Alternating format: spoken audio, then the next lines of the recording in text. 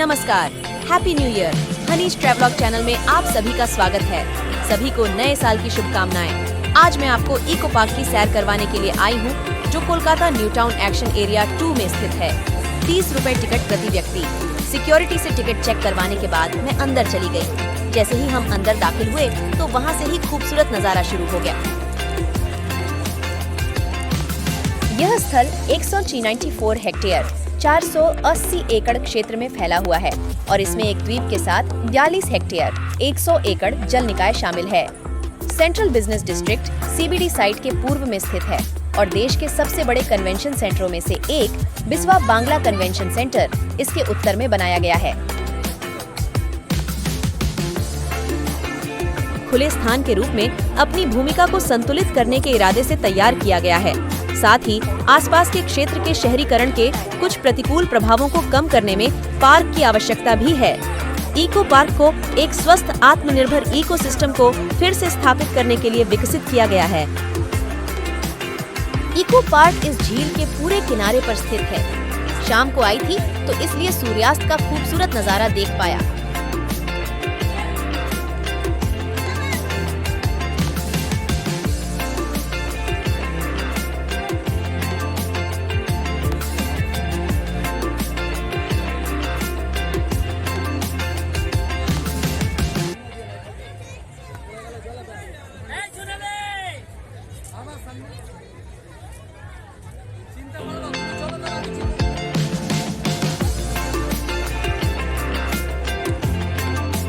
सच्ची में ये बोटिंग करने का नजारा कुछ अलग ही है, वो भी ये सूर्यास्त के बीच।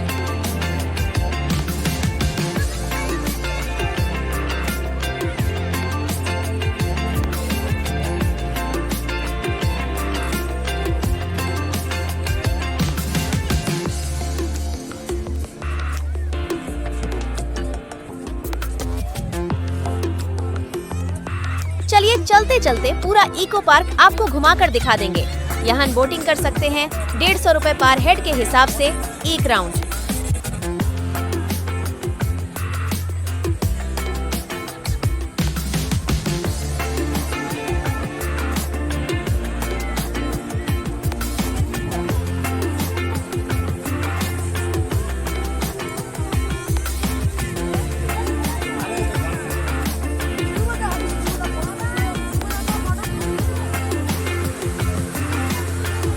बीच में सड़क पर एक फव्वारा है।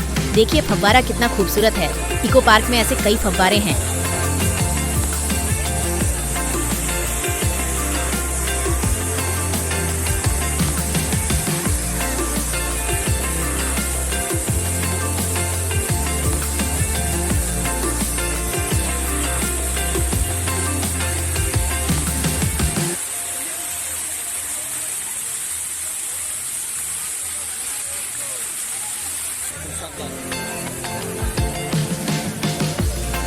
आइए आपको गुलाब के बगीचे में ले चलते हैं।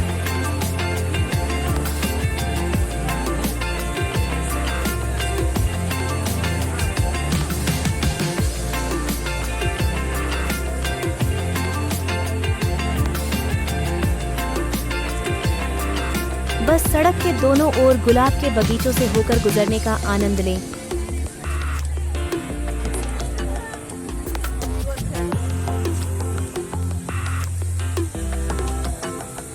आप यहाँ देश विदेश के कई तरह के गुलाब के फूल देख सकते हैं।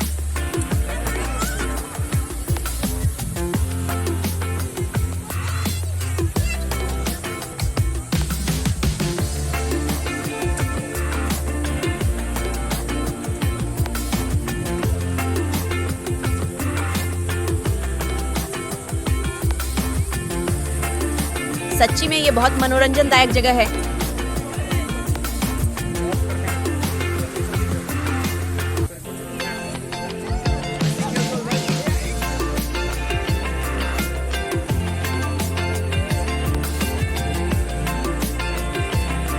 कुछ देर गुलाब के बगीचे में खड़े होकर जी भरकर सेल्फी लें और फिर निकल जाएं।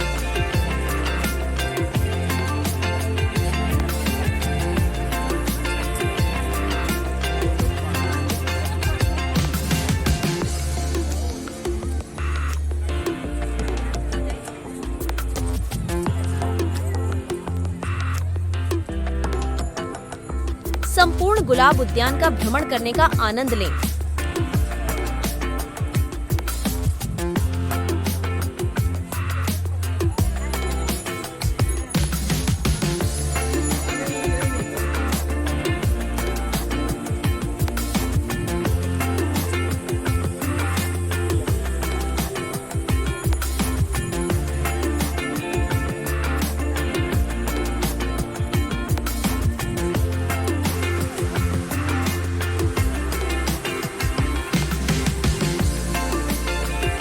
गुलाब के बगीचे को दोनों तरफ से जाल से ढकने का कारण ताकि कोई अवांछित गुलाब के फूलों को न छू सके।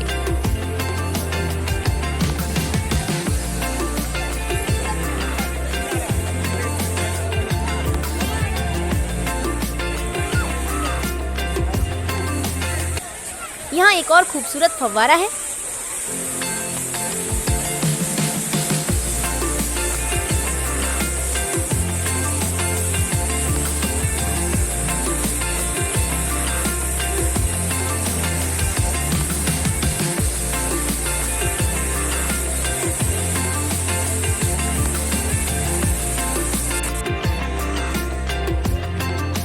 अब बिष्णुपुर की टेराकोटा वास्तुकला देखें।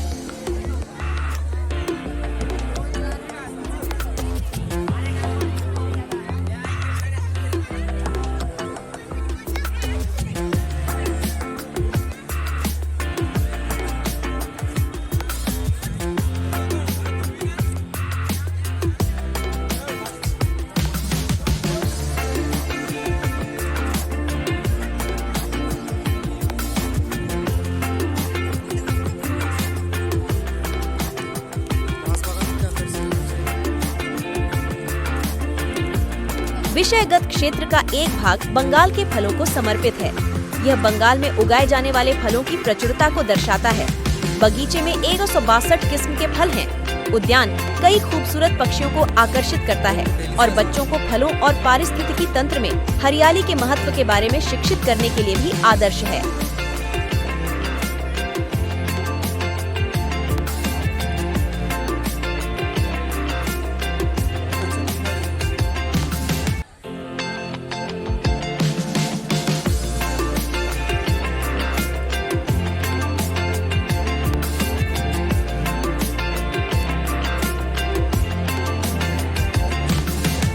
बीच में ये सब स्टैचू बैठाया गया है बच्चे लोगों के मनोरंजन के लिए, जैसे कि ये जिराफ की स्टैचू।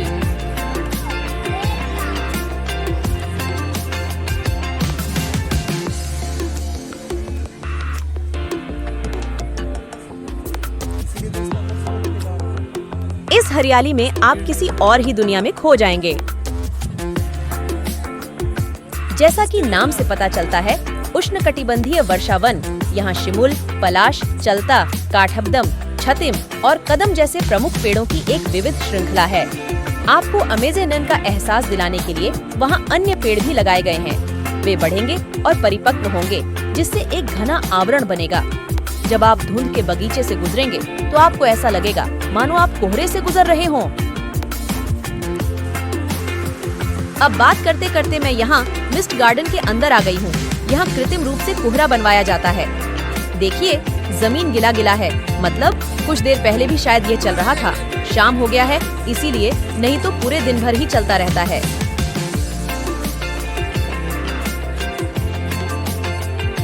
ये जो स्ट्रीट लाइट के जैसा चीज देख रहे हैं, वहाँ से पानी को हाई स्पीड में निकाला जाता है, कोहरा के तौर पर।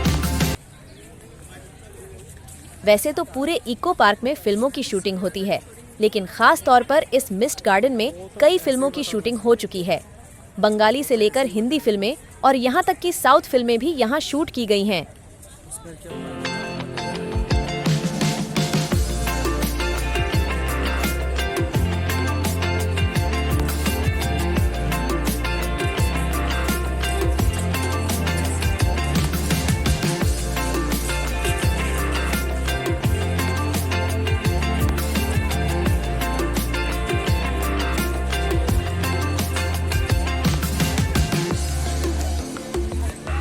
वर्षावन के अंदर घूमते समय मुझे फिर से एक हाथी की मूर्ति दिखाई दी। हाथी की इस मूर्ति के आसपास न सिर्फ बच्चे बल्कि बड़ों की भी भीड़ लगी हुई है।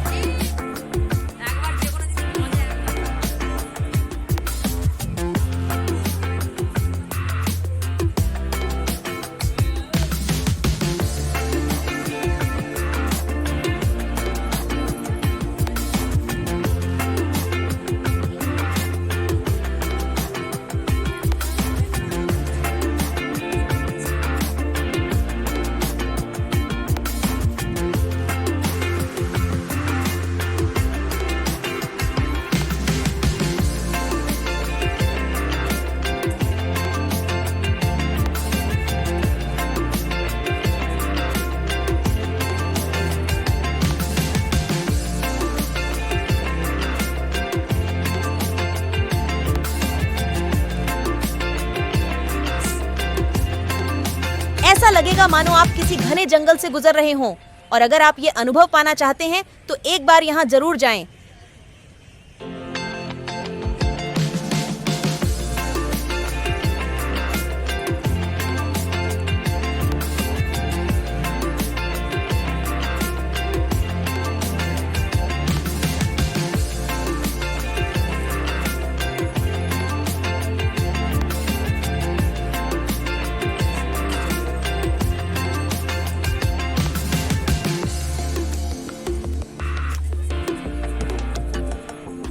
जंगल से बाहर आने पर आपको मुखौटा क्षेत्र दिखाई देगा।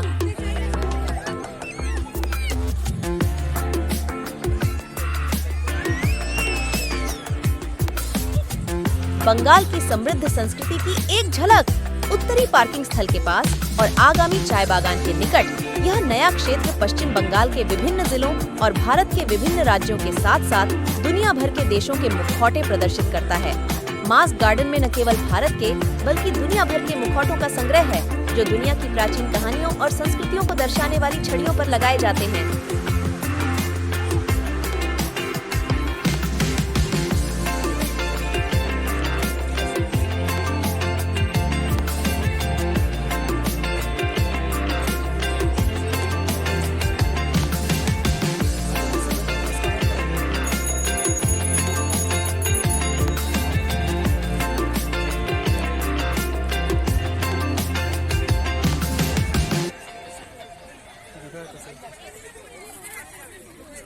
यहाँ से आपको घूम स्टेशन दिखेगा। घूम स्टेशन विशेष रूप से दार्जिलिंग में स्थित है। इसमें दार्जिलिंग हिमालयन रेलवे की प्रतिकृति खिलौने ट्रेन है। घूम स्टेशन पश्चिम बंगाल और भारत का सबसे ऊंचा स्टेशन है। ये घूम स्टेशन आपको ऐसा महसूस कराएंगे जैसे आप दार्जिलिंग पहुँच गए हैं।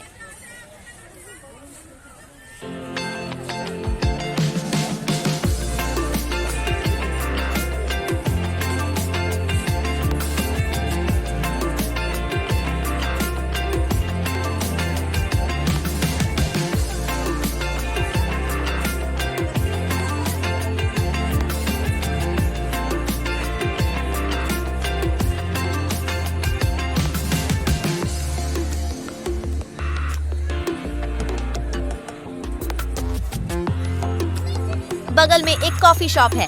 आप चाहें तो घूम स्टेशन से आकर यहाँ बैठकर कॉफी पी सकते हैं।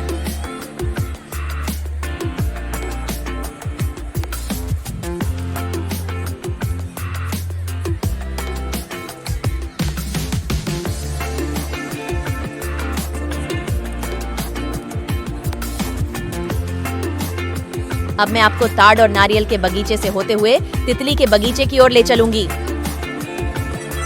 बच्चों के ये खेल हमें अपने बचपन की याद दिलाते हैं।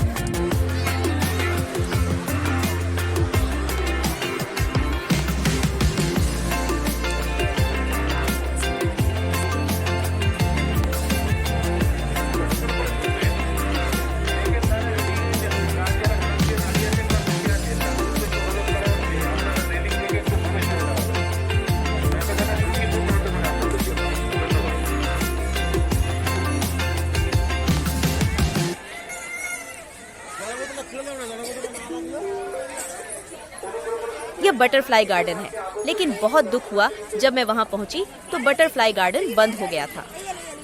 इसलिए बिना देर किए 7 वंडर्स के लिए निकल पड़ा।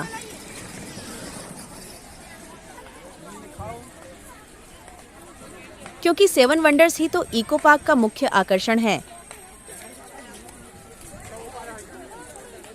कला और वास्तुकला के अद्भुत कार्य, जिन्हें प्राचीन विश्व के 7 आश्चर्यों के रूप में जाना जाता है, मनुष्य की सरलता, कल्पनाशीलता और कड़ी मेहनत के प्रमाण के रूप में काम करते हैं। हालांकि वे संघर्ष, विनाश और शायद सौंदर्यीकरण की मानवीय क्षमता की याद दिलाते हैं।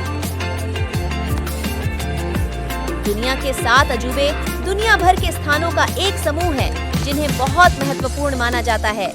ये हैं इटली में कोलोसियम, जॉर्डन में पेट्रा, मैक्सिको में चिचेन इट्जा, ब्राजील में क्राइस्ट द रिडीमर, पेरू में माचू पिच्चू, भारत में ताजमहल और चीन में महान दीवार।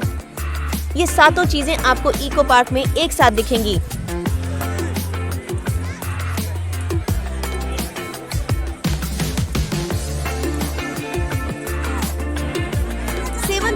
टिकट काउंटर की ओर बढ़ा।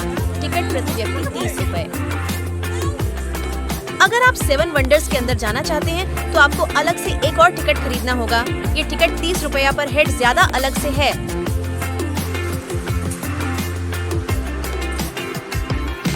टिकट लेना मेरा हो गया, लेके अंदर घुस रही हूँ 7 अजूबों के। लेकिन 3 साल से अधिक उम्र के बच्चों के लिए यहाँ पूरा पैसा लगता है।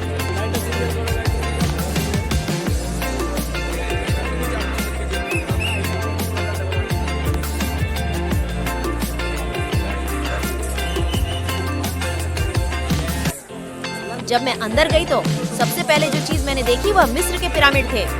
गीजा के महान पिरामिड। क्या आप जानते हैं कि गीजा का महान पिरामिड सबसे पुराना और प्राचीन विश्व के 7 आश्चर्यों में से एकमात्र है? आकर्षक, सही? कुल मिलाकर 3 पिरामिड हैं।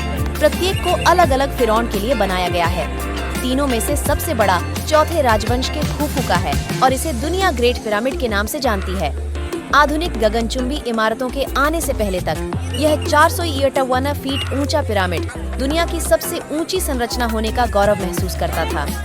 पिरामिड ने स्पष्ट रूप से बड़ी मात्रा में श्रम, समय और संसाधनों का उपयोग किया। 2560 ईसा पूर्व में इस संरचना को पूरा करने में लगभग 20 साल और 20,000 कर्मचारी लगे। दुनिया के 7 अजूबों को देखना कई लोगों का सपना होता है, लेकिन केवल कुछ ही लोग इस सपने को पूरा कर पाते हैं।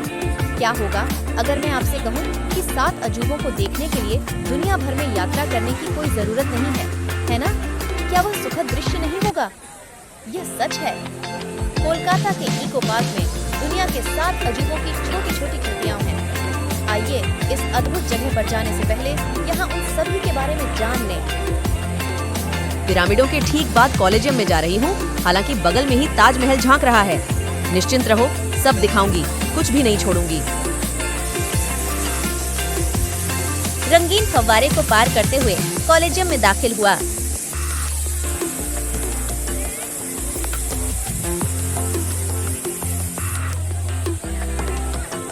इटली के रोम शहर के केंद्र में स्थित कोलोसियम अब तक निर्मित सबसे बड़ा प्राचीन एम्फीथिएटर है। अधिक चौंकाने वाली बात यह है कि 70-80 ईस्वी के दौरान निर्मित होने के बावजूद यह अभी भी पूरी दुनिया में सबसे बड़ा खड़ा एम्फीथिएटर है। 1399 के भीषण भूकंप ने मूल स्मारक को तोड़ दिया और परिणाम स्वरूप इसका दक्षिणी भाग ढह गया। यहाँ तक कि रोम में महलों, अस्पतालों, चर्चों और कई अन्य इमारतों के निर्माण में टूटे हुए पत्थर का पुनः उपयोग किया गया था। तो एक तरह से वे सभी इस पौराणिक स्मारक का सार रखते हैं।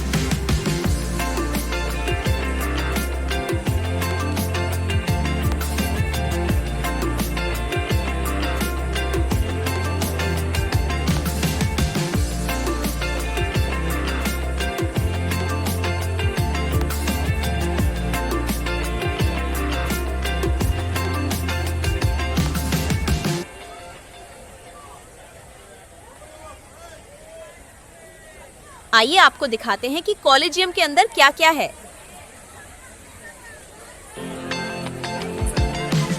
कोलोसियम फ्लेवियन सम्राटों के अधीन रोम में निर्मित विशाल एम्फीथिएटर। कोलोसियम का निर्माण वेस्पासियन के शासनकाल के दौरान 70 और 52 ईस्वी के बीच शुरू हुआ था। यह नीरो के गोल्डन हाउस के मैदान पर पैलेटाइन हिल के ठीक पूर्व में स्थित है। कृत्रिम झील जो उस महल परिसर का केंद्र बिंदु थी, उसे सूखा दिया गया और कोलोसियम को वहां स्थापित किया गया। यह निर्णय जितना प्रतीकात्मक था, उतना ही व्यावहारिक भी। वेस्पासियन, जिसकी राजगद्दी तक पहुंचने की राह अपेक्षाकृत विनम्र शुरुआत थी, ने अत्याचारी सम्राट की निजी झील को एक सार्वजनिक एम्फीथिएटर से बदलने का फैसला किया, जो हजारों रोमनों की मेजबानी कर सकता था। कोलोसियम का निर्माण रोमन सम्राट वेस्पासियन के शासनकाल में 70 और 72 ईस्वी के बीच शुरू हुआ था। इस अखाड़े की कीमत 70 ईस्वी में यरूशलेम के टाइटस की बोरी से लूट के द्वारा दी गई थी और इसे यहूदिया के गुलाम यहूदियों द्वारा बनाया गया था।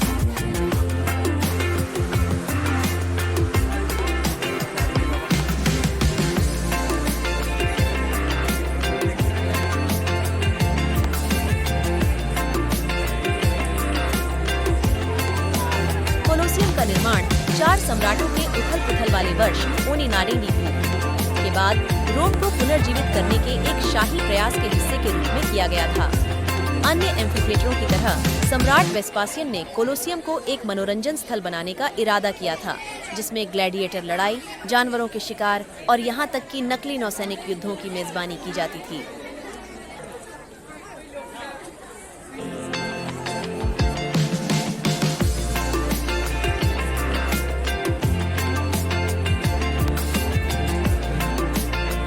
ग्लैडिएटर प्राचीन रोम में पेशेवर लड़ाका। ग्लैडिएटर्स मूल रूप से इट्रस्कन अंत्येष्टि में प्रदर्शन करते थे, निस्संदेह मृत व्यक्ति को अगली दुनिया में सशस्त्र परिचारक देने के इरादे से। इसलिए झगड़े आमतौर पर मौत तक के होते थे। रोम के शो में ये प्रदर्शनियां बेहद लोकप्रिय हो गईं और 264 ईसा पूर्व ब्रूटस के अंतिम संस्कार में पहली झात प्रदर्शनी में 3 जोड़े से आकार में वृद्धि हुई। जूलियस सीजर 44 ईसा पूर्व में मृत्यु के समय में 300 जोड़े हो गए। इसलिए सम्राट टाइटस के अधीन शो एक दिन से लेकर 100 तक बढ़ गए और सम्राट ट्रोजन ने अपनी विजय 807 ईपीयू में ग्लैडिएटर्स के 5000 जोड़े थे। रोमन साम्राज्य के अन्य शहरों में भी शो दिए गए, जैसा कि एम्फीथिएटर के निशानों से देखा जा सकता है।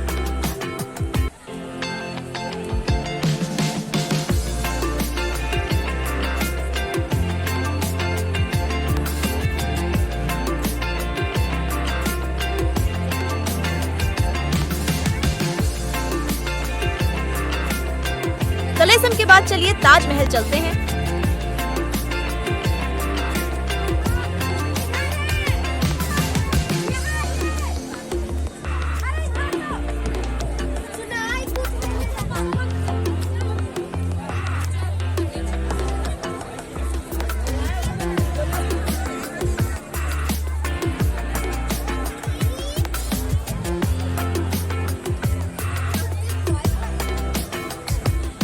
ये आगरा में यमुना किनारे का ताजमहल नहीं है, ये इको पार्क में बना ताजमहल है।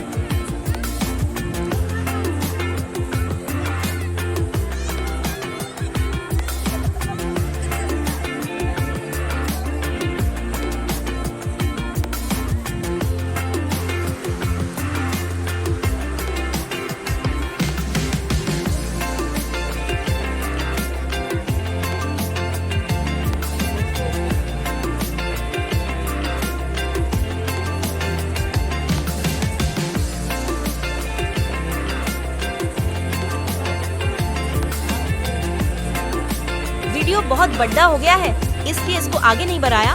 दूसरे भाग के लिए पार्ट 2 देखें। मेरे चैनल पर जाएं और पार्ट 2 देखें।